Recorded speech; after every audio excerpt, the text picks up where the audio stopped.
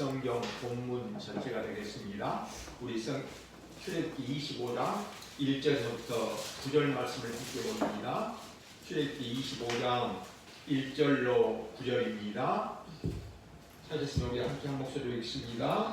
여호와께서 모세에게 말씀하여 이르시되 이스라엘 자손에게 명령하여 내게 예물을 가져오라 하고 기쁜 마음으로 있는 자가 내게 바치는 모든 것을 너희는 받을지니라. 너희가 그들에게서 받을 예물은 이러하니 금과 흙과 옷과 청색, 자색, 홍색 실과 가는 배 실과 염소털과 붉은 물들이 순양의 가죽과 해달의 가죽과 조각목과 등류와 바위에 드는 향료와 분양한 해결만들 향품과 홍화며 애국과 흉패에 올릴 보석이라.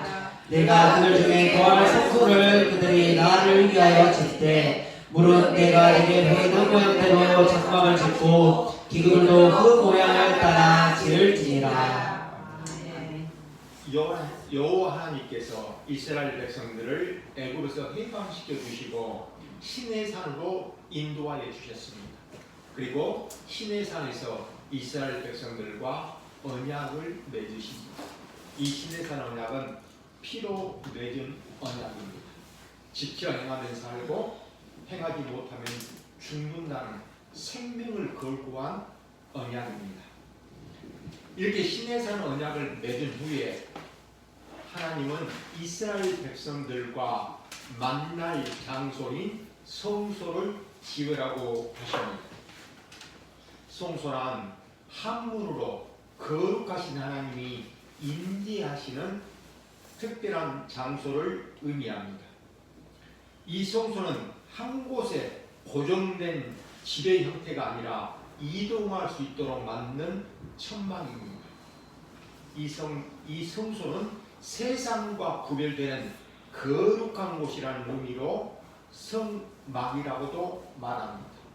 또 하나님과 이스라엘 백성이 만나는 곳이라는 의미로 해막이라고도 말합니다. 또 이곳은 언약을 증거하는 곳이기에 증거막, 증거의 장막이라고도 말합니다. 이렇게 성소, 성막, 해막, 증거막, 증거의 장막 등으로 함께 사용되기도 합니다. 이 성막을 만들기 위해서 하나님은 이스라엘 백성들에게 예물을 가져오라고 하십니다. 그런데 예물을 받으시는 조건이 있습니다. 그 조건이 무엇입니까? 기쁜 마음으로 내는 자입니다. 사랑하는 여러분, 하나님은 창조주이십니다. 그런데 이 세상에 있는 모든 것이 다 하나님의 것입니다. 그리고 이스라엘 백성들이 내는 예물을 하나님이 받으셔서 하나님이 하늘로 가져가는 것이 아닙니다. 하나님이 이스라엘 백성들과 만나는 장소인 성막을 지으는데 사용하십니다. 그러면 하나님은 왜 이스라엘 백성들에게 예물을 가져오라고 명령하신 것일까요? 그것은 여호와 하나님을 잊지 말고 기억하게 하시기 위함입니다. 여기에 적혀있는 예물들 중에는 금과 은, 보석처럼 비싼 예물도 있지만은 가는 배신이나 염소털처럼 싼 예물도 있습니다. 그러니 이스라엘 백성들은 자신의 형편에 따라 예물을 하나님께 드리면 됩니다. 그런데 이 예물이 어떻게 이스라엘 백성들에게 주어진 것입니까? 출애굽할 때 하나님께서 애굽 사람들로 하여금 이스라엘 백성들에게 주게 하신 것입니다. 우리 확인해 봅니다. 출애굽기 12장 35절로 36절 말씀입니다. 출애굽기 12장 35절에서 36절 말씀입니다. 찾으셨으면 우리 함께 읽습니다. 이스라엘 자손이 모세의 말대로 하여 애굽 사람에게 은금패물과 의복을 도하매 여호와께서 애굽 사람들에게 이스라엘 백성에게 은혜를 입게 하사 그들이 구하는 대로 주게 하심으로 그들이 애굽 사람의 물품을 취하였더라. 아멘. 이스라엘 백성들이 애굽 사람들에게 금은 폐물과 의복을 구하자 구하는 대로 주었습니다. 그 이유는 하나님께서 이스라엘 백성들에게 은혜를 베풀어 주셨기 때문입니다. 사랑하는 여러분, 하나님은 하나님 자신을 어떻게 계시하십니까? 하나님은 언약하시고 언약하신 대로 이루어 주심으로 하나님이 여호와이심을 계시하십니다. 아멘. 하나님께서 아브라함에게 언약하셨습니다. 내가 너로 말미암아 큰 민족을 만들어 주겠다. 너의 자손들이 이방 나라에서 나그네가 되어 그 나라를 400년 동안 섬기게 될 것이다. 내가 너의 자손들이 섬기는 그 나라를 심판한 이후에 너의 자손들이 많은 재물을 가지고 나오게 될 것이다. 그리고 너의 자손들은 4대 만에 이 가나안 땅으로 다시 돌아오게 될 것이라고 약속하셨습니다. 하나님께서 이스라엘 조상 아브라함에게 언약하신 대로 큰 민족으로 만들어 주셨고 약속하신 기한이 되자 이스라엘 백성을 애굽에서 해방시켜 주시고 지금 시내 산까지 인도하여 주셨습니다. 아멘. 이스라엘 백성들이 이렇게 언약대로 이루시는 여호와 하나님을 알게 되고 믿어지게 된 것입니다. 이 모든 일들이 하나님께서 하신 언약대로 또 하나님께서 은혜대로 되어진 일이요 주어진 것임을 이스라엘 백성들이 알게 되니까 자연스럽게 나타나는 결과가 무엇입니까? 하나님께 기쁜 마음으로 예물을 드리는 것입니다. 그러니 성막을 짓는 것은 자신들의 것으로 짓는 것이 아닙니다. 하나님께서 주신 것으로 짓는 것입니다. 하나님께서 언약을 이루시는 결과물이 바로 성막인 것입니다. 그러므로 이스라엘 백성들에게 예물을 드려서 성막을 짓도록 하시는 것은 여호와 하나님을 잊지 말고 기억하도록 하시기 이함이며 그런 장치인 것입니다. 아멘. 하나님께서 만들라고 하시는 성막은 이스라엘 백성들 마음대로 만드는 것이 아닙니다. 하나님께서 알려주신 대로 하나님이 알려주시는 방법대로 그대로 만들어야 합니다. 왜 그렇게 만들어야 합니까? 성막은 장차 오실 예수 그리스도에 대한 모형이요 그림자입니다. 이것은 하나님 나라와 하나님 나라의 백성이 하나님의 절대적인 주권에 의해서만 만들어진다는 것을 계시하시는 것입니다. 아멘. 이제 우리 출애굽기 25장 10절로 16절을 보십니다.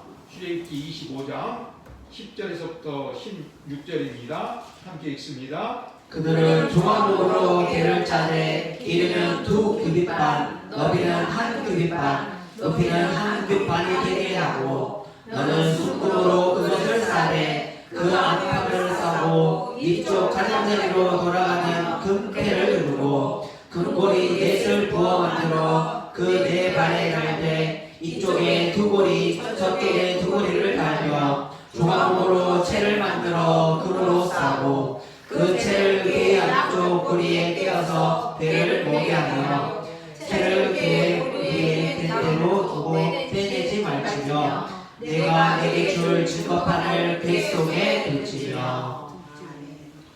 성막은 두 공간으로 구분됩니다. 가장 깊숙한 공간을 가장 거룩한 장소라는 의미로 지성소라고 부릅니다. 이곳에 증거계와 속죄소가 있습니다. 성막 안의 기구들 중에서 가장 중요한 부분이 증거계와 속죄소입니다. 그래서 가장 먼저 언급하고 있는 것입니다. 궤란 상자를 말합니다. 이 궤 안에 하나님께서 직접 써서 주신 십계명이 기록된 두 돌판이 보관되어 있습니다. 그래서 이 궤를 증거궤라고 부릅니다. 하나님의 언약이 들어있기에 증거궤라고 부르는 것입니다. 또 하나님의 법이 들어있다고 하여 법궤라고도 부릅니다. 또 하나님의 언약이 두 돌판이 들어있다는 의미로 언약궤라고도 부릅니다. 그러니 특별한 상자인 것입니다. 한 규빗은 우리 가운데 손가락 끝에서부터 팔꿈치까지로 약 45.6cm를 말합니다. 그러므로 이 증거계의 크기는 가로 114cm, 세로 약 68cm, 높이 약 68cm 정도의 지사각형의 모양입니다. 이 특별한 증거계를 조각목으로 만들라고 하십니다. 이 조각목은 광야에서 자라는 아카시아 나무인데 볼품이 없는 나무라고 합니다. 그리고 이 조각목은 보시다시피 큰 나무가 아닙니다. 그러니 여러 개의 나무를 연결하여 만들어야 합니다. 이렇게 조각목으로 만든 증거계를 안과 밖으로 모두 순금으로 싸서 만들고 이쪽 가장자리는 금으로 테를 두고 만들라고 하십니다. 증거계의 이 네 개의 다리에는 각각 고리를 만들고 이 금고고리에 조각목으로 긴 막대를 만들고 역시 금으로 싸서 이동할 때에 제사장들이 어깨에 메고 옮길 수 있도록 만듭니다. 여기 출애굽기 25장 17절로 22절을 함께 보십니다. 출애굽기 25장 17절로 22절입니다. 우리 함께 읽습니다. 순금으로 속죄소를 만들되 길이는 2규빗반, 너비는 1규빗반이 되게 하고 금으로 그룹들을 속죄소 두 끝에 쳐서 만들되 한 그룹은 이 끝에 또 한 그룹은 저 끝에 곧 속죄소 두 끝에 속죄소와 한 덩이로 연결할지며 그룹들은 그 날개 높이 펴서 그 날개로 속죄소를 덮으며 그 얼굴을 서로 대하여 속죄소를 향하게 하고 속죄소를 궤 안에 있고 내가 내게 줄 증거판을 궤 속에 넣어라. 거기서 내가 너와 만나고 속죄소 위 곧 증거궤 위에 있는 두 그룹 사이 내가 이스라엘 자손을 위하여 내게 명령할 모든 일을 내게 이르리라. 하나님께서 십계명의 두 돌판을 보관할 증거궤를 만들고 이제 그 증거궤 뚜껑을 만들라고 하십니다. 이 증거궤 뚜껑은 역시 순금으로 만듭니다. 금으로 그룹 둘을 만들라고 하십니다. 여기서 그룹은 천사를 말합니다. 두 천사는 각각 양쪽에서 마주보며 날개를 위로 펴서 이 증거궤를 덮고 있는 모습입니다. 이것은 여호와 하나님께서 천사의 호의를 받고 계시다는 것을 상징합니다. 여호와 하나님께서 증거궤 위에 있는 이 천사들 사이에서 모세를 통해 이스라엘 백성들을 만나주시고 말씀을 하시겠다고 약속하십니다. 이 증거궤 이 속죄소는 하나님이 임재하시는 장소요 또 하나님이 말씀하시는 장소입니다. 그래서 이 증거궤 뚜껑의 이름을 속죄소라고 부릅니다. 하나님께서 죄를 용서하여 주시는 자리라는 뜻입니다. 그러나 죄를 그냥 용서해 주시는 것이 아니라 짐승의 피를 뿌림으로 죄를 덮어 주시는 것입니다. 이처럼 죄가 용서되는 자리기에 이 속죄소를 후에는 희은소 또는 희은자라고도 불렀습니다. 짐승의 피가 대신 뿌려짐으로 백성들의 죄가 용서되는 자리요, 또 하나님께서 은혜를 베푸시는 자리라는 의미로 시은소, 시은자라고 부른 것입니다. 이것은 죄인들을 대신하여 십자가에서 피 흘려 죽으실 예수 그리스도에 대한 모형이요 그림자입니다. 이제 우리 출애굽기 25장 23절에서부터 30절을 함께 보십니다. 출애굽기 25장 23절에서부터 30절입니다. 너는 조각목으로 상을 만들되 길이는 2규빗, 너비는 1규빗, 높이는 1규빗 반이 되게 하고 순금으로 싸고 주위에 큰 때를 두르고 그 주위에 손바닥 모래만한 턱을 만들고 그 턱 주위에 금으로 태를 만들고 그것을 위하여 금고리 넷을 만들어 그 네 발 위 네 모퉁이에 달되 턱 곁에 붙이라. 이는 상을 낼 채를 갤 곳이며 또 조각목으로 그 채를 만들고 그로 싸라. 상을 이것으로 맬 것이라. 너는 대접과 숟가락으로 붓는 잔을 만들되 숯금으로 만들며 상 위에 전설병을 두어 항상 내 앞에 있게 할지니라. 아멘. 성막에는 이 두 공간이 있다고 말씀을 드렸습니다. 가장 안쪽에 있는 공간이 가장 거룩한 장소라는 의미로 지성소라고 부릅니다. 이 지성소에는 증거계와 뚜껑을 덮는 속죄소가 있습니다. 그리고 이 지성소에는 대제사장이 1년에 단 한 차례 7월 10일 대속죄일만 들어가는 곳입니다. 이제 이 바깥쪽에 있는 공간을 하나님이 계시는 거룩한 곳이라는 의미로 성소라고 말합니다. 이 성소에는 떡을 올려두는 떡상과 또 불을 밝히는 등잔대와 또 향을 피우는 향단이 있습니다. 하나님은 먼저 떡을 올려놓는 떡상을 조각목으로 만들고 그 안과 밖을 역시 순금으로 덮고 또 다리 4개에는 금고리 길이를 만들고 조각목으로 긴 막대를 만들고 금으로 싸서 이동할 때 앞뒤를 연결하여 제사장들이 메고 옮길 수 있도록 하십니다. 이 떡상 위에는 하나님께 드릴 12덩어리의 떡이 항상 진설되어 있어야 합니다. 그래서 이 떡의 이름을 진설병, 떡병자를 써서 진설병이라고 말합니다. 12개의 떡은 이스라엘의 12지파를 상징합니다.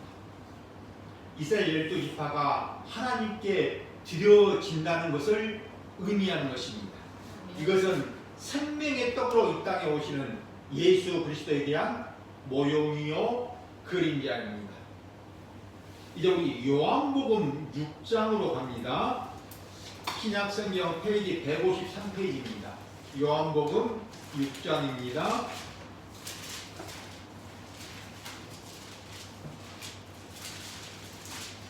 요한복음 6장 28절로 35절입니다. 신약성경 페이지 153페이지 요한복음 6장 28절에서부터 35절까지입니다. 요한복음 6장 28절로 35절을 우리 함께 보십니다.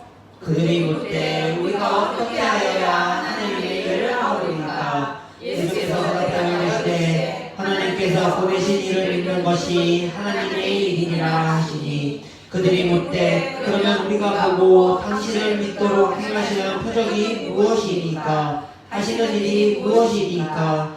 기록된 바 하늘에서 그들에게 떡을 주어 먹게 하였다 함과 같이 우리 조상들은 광야에서 만나를 먹었나이다. 예수께서 이르시되 내가 진실로 진실로 너희에게 이르노니 모세가 너희에게 하늘로부터 떡을 준 것이 아니라 내 아버지께서 너희에게 하늘로부터 참떡을 주시나니 하나님이 떡을 하늘에서 내려 세상에 생명을 주는 것이니라. 그들이 이르되 주여 이 떡을 항상 우리에게 주소서. 예수께서 이르시되 나는 생명의 떡이니 내가 먹는 자는 결코 줄이지 아니할 터이요 나를 믿는 자는 영원히 목마르지 아니하리라. 아멘. 유대인들이 예수님께 우리가 해야 할 하나님의 일이 무엇이냐고 묻습니다. 하나님이 보내신 자 예수님을 믿는 것이 하나님의 일이라고 대답합니다. 그러나 하나님이 보내신 자가 당신이라는 표적이 무엇이냐고 또 묻습니다. 우리 조상들이 광야에 있어 하늘로부터 내려온 만나를 먹었다는 것입니다. 이때 예수님께서 하신 말씀이 하늘로부터 내려온 참된 생명의 떡이 예수님 자신이라고 말씀하십니다. 예수님의 살과 피가 참된 양식이요 참된 음료입니다. 우리 다시 출애굽기 25장으로 돌아갑니다.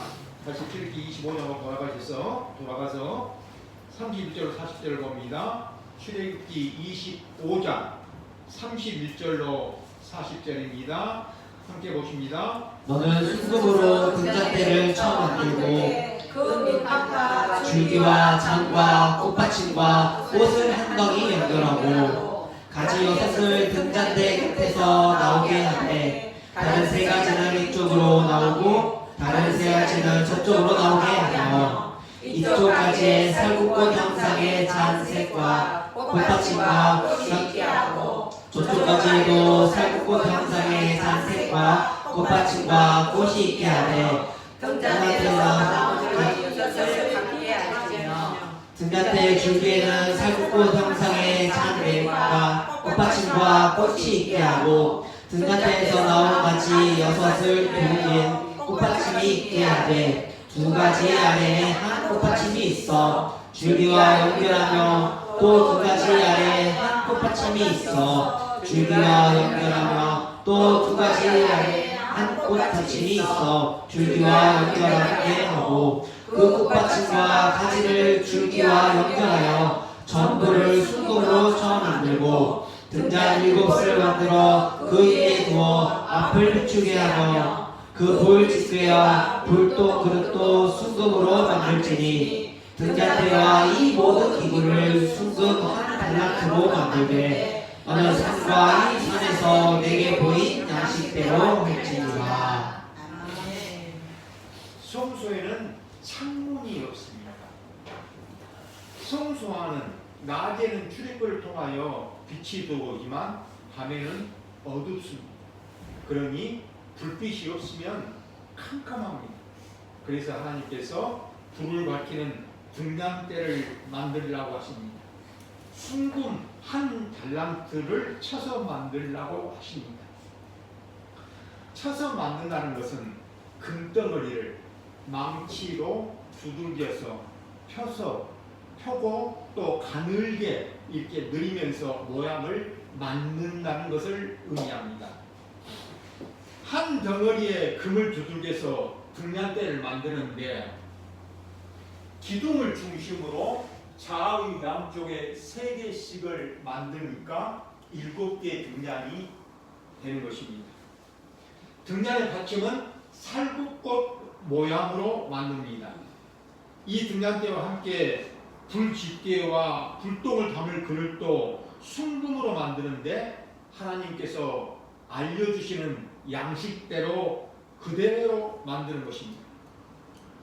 사랑하는 여러분, 하나님은 이 등잔대를 만들 때 금 한 덩어리를 망치로 쳐서 만들라고 하십니다. 하나님은 망치로 쳐서 만들라는 이것은 무엇을 의미하는 것일까요? 하나님께서 금 한 덩어리를 망치로 쳐서 만들라고 하실 때 왜 쳐서 만들라고 하실까요? 이것의 의미는 무엇일까요? 쳐서 만든다는 것은 장차 예수 그리스도께서 고난 당하실 것을 상징하는 것입니다. 예수님은 죄인들을 구속하시기 위하여 온갖 고난을 당하십니다. 힘이 없어서 고난을 받으시는 것이 아닙니다. 우리 죄인들이 당해야 할 고난을 대신 받으시는 것입니다. 이렇게 예수님께서 고난 당하실 것에 대하여 미리 보여주는 것이 이 등잔대입니다. 또한 이 등잔대가 신약에서는 어떻게 증거됩니까? 우리 요한계시록 1장으로 갑니다.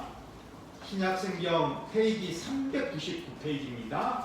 신약성경 가장 마지막에 있는 요한계시록 페이지 399페이지입니다. 요한계시록 1장 12절에서부터 20절 말씀입니다. 요한계시록 1장 12절로 20절 말씀입니다. 찾았으면 함께 봅니다.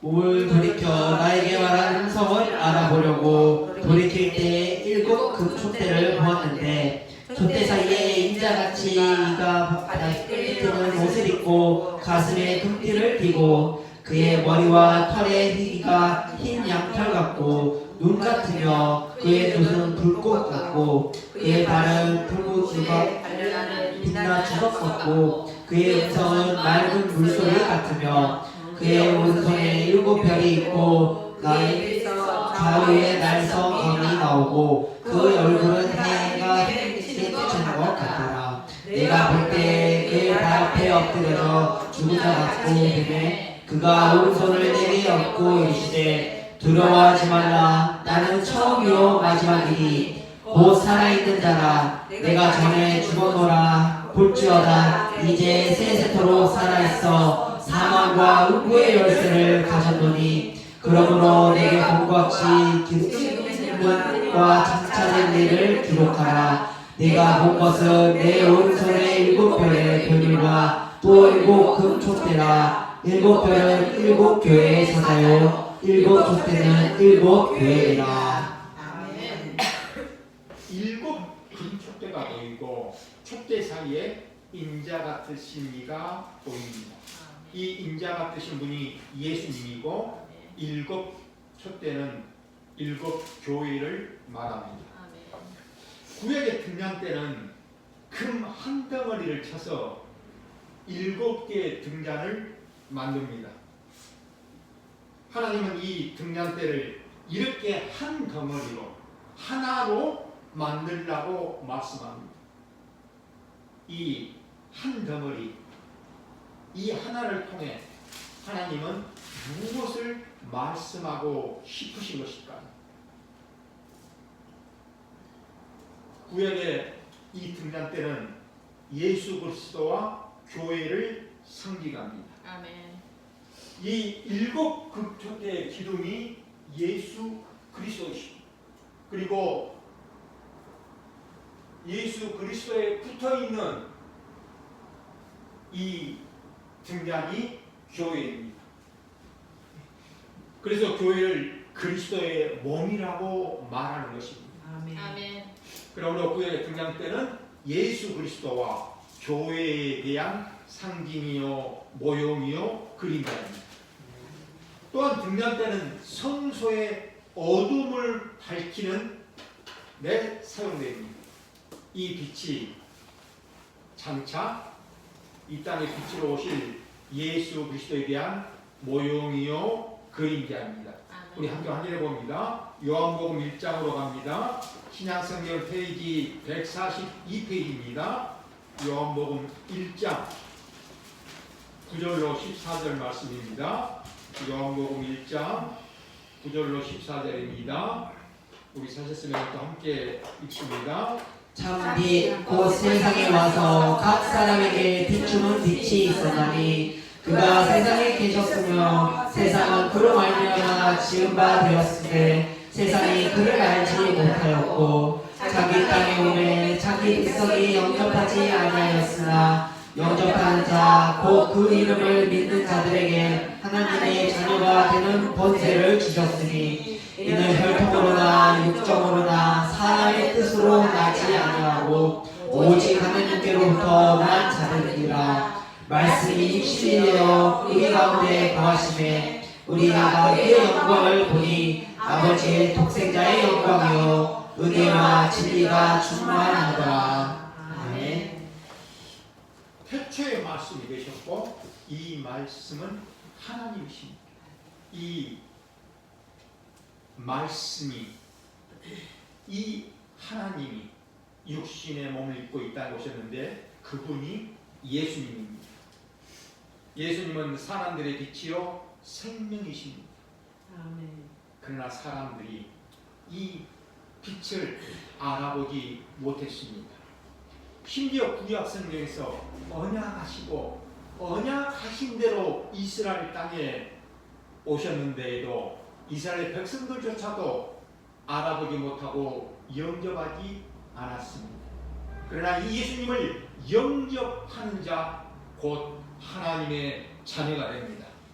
사랑하는 여러분, 이제 말씀을 마치면서 두 가지만 정리하고자 합니다.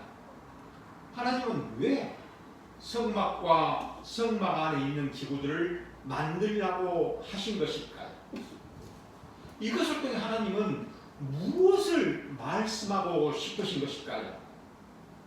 첫째, 언약하신 대로 애굽에서 해방시켜 주신 여호와 하나님을 잊지 않고 기억하게 하시기 위함이며 또 하나님께서 그의 백성들과 항상 함께 하시겠다는 증표입니다. 아멘. 둘째, 성막과 성막에 있는 모든 기구들은 장차 보내주시겠다고 약속하시는 메시아 예수 그리스도에 대한 모형이요 그림자입니다. 사랑하는 여러분, 하나님은 이 성막을 통해 이스라엘 백성들과 함께 하시고자 했습니다. 지금도 마찬가지입니다. 하나님은 예수 그리스도를 통해 지금도 우리와 함께 하시고 싶어 하십니다. 아멘. 그러니 여러분, 연약한 여러분 자신을 믿지 말고 하나님께로 나아가십시다. 아멘. 하나님은 여러분을 통해 하나님이 살아계신 증거들을 분명히 보여주실 것입니다. 아멘. 저는 소원합니다. 언덕에 계신 모든 분들이 우리의 생명으로 오신 예수 그리스도를 영접하여 참된 생명을 받으시고 하나님의 거룩한 백성이 되어 영원한 하나님의 나라에서 영원토록 살게 되시기를 우리 주님의 이름으로 축원드립니다. 아멘. 기도드리시겠습니다. 하나님 아버지, 오늘 성막과 기구들을 보면 하나님께서 그 크기와 길이와 재료와 개수까지 자세히 알려주신 것을 보게 됩니다. 하나님은 이것을 통해 구원에는 인간의 생각이나 방법이 전혀 개입될 수 없음을 알려주십니다. 그러니 하나님 아버지, 우리 부르신 교회 온 교우들에게 하나님께서 알려주신 방법대로 오직 예수 그리스도를 영접하여 구원을 받고 하나님 나라의 복된 성도들이 다 되어지는 이 복을 허락하여 주시옵소서. 아멘. 예수 그리스도의 이름으로 기도드리옵나이다. 아멘. 아멘.